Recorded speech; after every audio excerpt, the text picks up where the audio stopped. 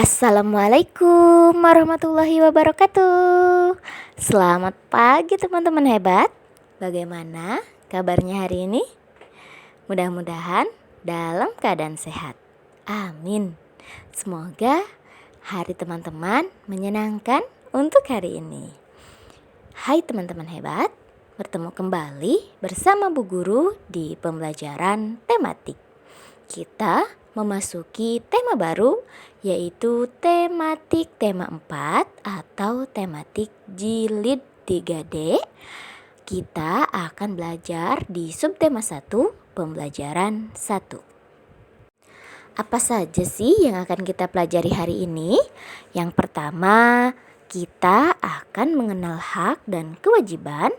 Kedua, kita akan membuat kalimat tanya. Serta ketiga, kita akan mengetahui langkah-langkah membuat kalimat saran. Dan yang terakhir, kita akan bernyanyi. Hai teman-teman hebat, apakah teman-teman masih ingat apa itu arti kewajiban dan hak? Yuk kita ulangi hari ini. Kewajiban adalah sesuatu yang harus kita lakukan. Sedangkan hak adalah sesuatu yang kita terima setelah melaksanakan kewajiban. Jadi, kewajiban dan hak tidak dapat dipisahkan. Teman-teman, di rumah pasti ada aturan keluarga yang terdiri dari kewajiban dan hak kan? Contohnya, menghormati orang tua merupakan salah satu kewajiban anak, sedangkan mendapat kasih sayang merupakan salah satu hak anak. Ayo cari tahu hak dan kewajiban apa lagi yang ada di rumah. Selanjutnya kita akan membuat pertanyaan. Teman-teman, masih ingat materi tentang kalimat tanya? Ciri sebuah kalimat tanya adalah adanya tanda tanya. Tanda tanya diletakkan pada akhir kalimat tanya. Kalimat tanya adalah kalimat yang menggunakan kata tanya dan isinya menanyakan sesuatu atau seseorang, sehingga diperoleh suatu jawaban tentang suatu masalah atau keadaan. Masih ingat kan bagaimana penggunaan kata tanya apa, siapa, dan seterusnya? Yuk kita ingat kembali. Kata tanya apa digunakan untuk menanyakan benda, perbuatan, keadaan, situasi, dan segala sesuatu yang berhubungan dengan pokok bahasan. Contoh pertanyaannya, apa kewajiban seorang anak terhadap orang tua? Atau contoh lainnya, apa hak seorang anak di rumah? Oke, kita lanjut ke yang kedua, yaitu kata tanya siapa. Kata tanya siapa digunakan untuk menanyakan pelaku atau orang. Contohnya, siapa yang memberikan kasih sayang kepada anak? Atau contoh yang lain, siapa yang memiliki kewajiban membereskan tempat tidur? Lanjut, kalimat tanya mengapa. Kata tanya mengapa digunakan untuk menanyakan alasan. Contohnya, mengapa kita harus mendengarkan nasihat orang tua? Atau mengapa Jono takut dimarahi? Yang keempat, kata tanya berapa. Kata tanya berapa digunakan untuk menanyakan jumlah.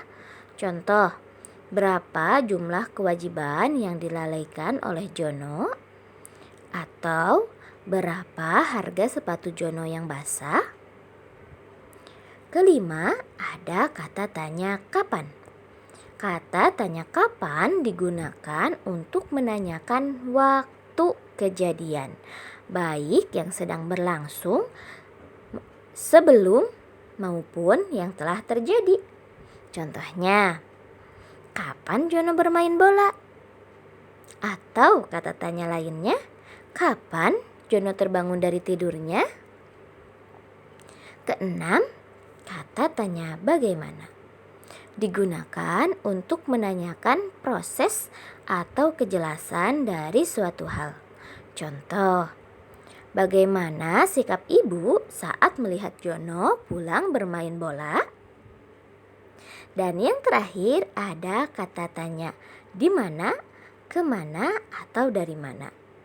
Kata tanya di mana, kemana, atau dari mana digunakan untuk menanyakan tempat suatu peristiwa. Contohnya, di mana Jono meletakkan tasnya? Atau dari mana saja Jono hingga pulang maghrib. Nah, itu dia teman-teman, bagaimana penggunaan dari kata tanya. Selanjutnya, kita akan belajar tentang langkah-langkah membuat saran. Menurut Kamus Besar Bahasa Indonesia atau KBBI, kalimat saran adalah kalimat yang berisi nasihat, ide, atau solusi untuk seseorang. Tetapi dalam memberikan kalimat saran kepada seseorang harus dengan adab yang baik, seperti yang telah diteladankan oleh Rasulullah Shallallahu Alaihi Wasallam. Imam Syafi'i berkata, nasihati aku saat sendiri, jangan di saat ramai dan banyak saksi. Menasehatiku di tengah halayak terasa seperti hinaan yang membuat hatiku pedih dan koyak. Maafkan jika hatiku berontak. Itulah yang dikatakan oleh Imam Syafi'i. Sekarang, ayo kita pelajari langkah-langkah memberi saran. Yang pertama, temukan permasalahan yang ada. Kedua, gunakan bahasa Indonesia yang baik dan benar. Ketiga, buatlah kalimat saran dengan baik. Hindari kalimat yang menuduh atau menyindir. Keempat, sampaikan dengan cara yang baik, tidak berteriak atau marah.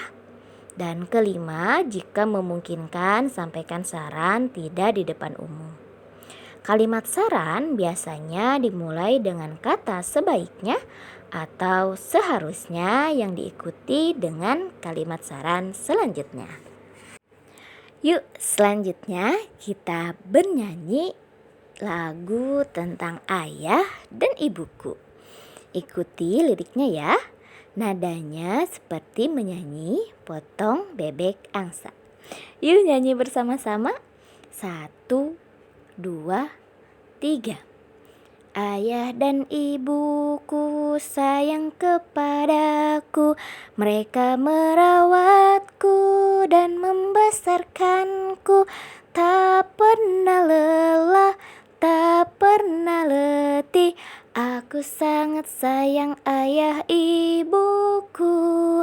Tak pernah lelah, tak pernah letih, aku sangat sayang ayah ibuku. Oke, selanjutnya masih ada lagi lanjutannya. Ibuku adalah ibu yang terhebat. Ia mengandungku dan melahirkanku, menyayangiku sepenuh hati, merawat aku hingga tumbuh besar. Menyayangiku sepenuh hati, merawat aku hingga tumbuh besar. Ayahku adalah ayah yang terkuat. Ia bekerja tak kenal waktu, mencari uang untuk diriku. Ayah penuhi kebutuhanku, mencari uang untuk diriku. Ayah penuhi kebutuhanku. Nah, itu Itu dia nyanyian tentang ayah dan ibuku. Selanjutnya, silahkan teman-teman buka buku tematik 3D halaman 11. Silahkan tuliskan hak dan kewajiban serta saran dari lagu yang tadi kita nyanyikan. Seperti yang dicontohkan ya. Contohnya di sini, hak disayangi ayah ibu, kewajiban menyenangkan hati ayah ibu. Sarannya mendoakan kedua orang tua. Lakukan seperti yang dicontohkan ya. Terima kasih teman-teman hebat sudah mau belajar hari ini bersama Bu Guru. Semangat untuk latihan hari ini. Kalau ada yang masih belum mengerti silahkan ditanyakan. Sampai jumpa di video berikutnya. Assalamualaikum warahmatullahi wabarakatuh.